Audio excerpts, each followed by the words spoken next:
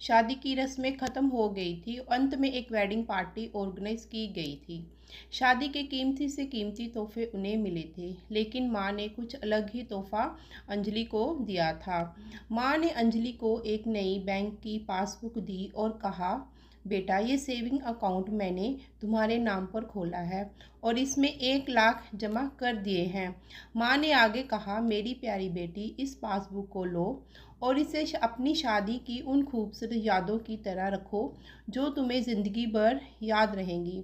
जब जब कुछ अच्छा और यादगार तुम्हारी ज़िंदगी में घटे तो इसमें से कुछ रकम जमा कर दिया करना, और ये रकम किस कारण से जमा कर रही हो वह ज़रूर मेंशन करना।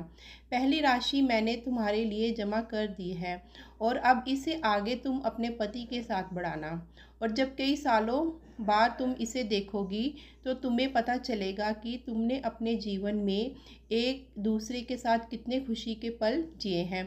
अंजलि ने बाद में ये बात अपने पति को भी बताई। दोनों को ये सुझाव बड़ा ही पसंद आया और वे दोनों ही उस वक्त का इंतज़ार करने लगे जब इस खाते में कुछ पैसे जमा करा पाएँ। महीने के बाद कुछ इस तरह से दिखने लगी। 19 जनवरी 10,000 शादी के बाद पति का पहला बर्थडे मनाया। 27 फरवरी 20,000 पति को नौकरी मिली। 25 मई 20,000 वेकेशन शिमला में। 3 जून 50,000 पत्नी प्रेग्नेंट हुई। 22 जुलाई 40,000 पति को प्रमोशन मिला और ये सिलसिला आगे बढ़ता रहा। पर जैसे जैसे समय बीतने लगा, साल साल बढ़ने लगे, दोनों में झगड़े होने लगे। छोटी छोटी बातों पर वे अक्सर एक दूसरे के साथ बहस करते, कभी कभी बिना बात के ही झगड़ा करने लगते। धीरे धीरे दोनों के बीच बातें बंद हो गई। वे दोनों ही अब अपनी शादी के फैसले पर पछताने लगे। दोनों को ही ऐसा लगने लगा कि उन्होंने दुनिया के सबसे घटिया इंसान से शादी की है। शायद उनके बीच का वह प्यार कहीं गुम हो गया था जो पहले था। एक दिन अंजलि ने अपनी माँ से बात की, माँ, अब हम साथ नहीं रह सकते। हम दोनों ने ये फैसला लिया है कि अब तलाक लेकर अलग हो जाए। मुझे समझ में नहीं आ रहा कि मैं ऐसे इंसान के साथ शादी करने का फैसला कैसे कर लिया था। उसकी माँ ने कहा, बिल्कुल, इसमें कोई बड़ी बात नहीं है।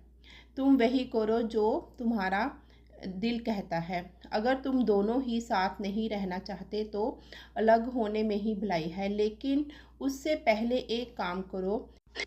तुम्हें वह पासबुक याद है जो मैंने तुम्हें तुम्हारी शादी के दिन दी थी? सबसे पहले उस खाते में जमा सारे पैसे निकालो और उन्हें खर्च कर डालो। तुम्हें ऐसी कमज़ोर शादी का कोई भी रिकॉर्ड रखना नहीं चाहिए। अंजलि अपनी माँ की बात से सहमत थी, इसलिए वह वहाँ से सीधे बैंक चली गई और बैंक में लाइन में लग गई ताकि उस अकाउंट को बंद करवा सके। जब वह लाइन में खड़ी होकर इंतज़ार कर रही थी, तब उसने एक नज़र उस पासबुक के अंदर लिखे रिकॉर्ड पर डाली। उसमें पढ़ा और पढ़ती गई वह सारी खुशियाँ, आनंद के पल जो उसने अपने पति के साथ जिए थे, वे सब उसकी आँखों के सामने आ गए और वह आँखों में आंसू आ गए। वह तुरंत वहाँ से निकली और घर पहुँची। अंजलि ने घर पहुँचकर सबसे पहले वह पासबुक अपने पति के हाथों में रखी और बोली कि तलाक लेने से पहले इस खाते में जमा सारे पैसे खर्च कर दो और इस खाते को बंद कर दो। अगले दिन पति बैंक गया और खाता बंद करवाने के लिए लाइन में लगा। जब वह लाइन में अपना नंबर का इंतज़ार कर रहा था, उसने एक नज़र उस पासबुक पर डाली। उसने पासबुक के अंदर लिखे रिकॉर्ड को पढ़ा और पढ़ते ही गया।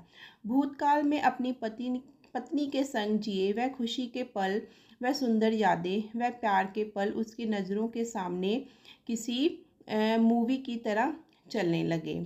थोड़ी देर बाद वह भी बैंक से निकला और सीधे घर पहुंचा।